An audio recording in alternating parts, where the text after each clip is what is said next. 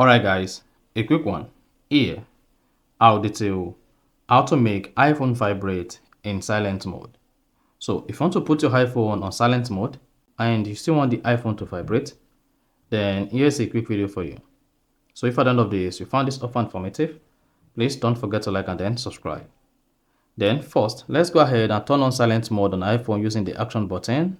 So just tilt down the action button from ringer to silent, and once you see silent mode on, that shows your iPhone is on silent mode. Now, to make the iPhone vibrate on silent mode, go ahead and open the settings app. On the settings page, scroll down until you get to sounds and haptics, and then click on that. Now, once you've selected sounds and haptics, locate haptics under ringtone and alert and click on that. There you go. Then here you have haptics for ringtones and alert. To make your iPhone vibrate on silent mode, all you just need to do is select play in silent mode.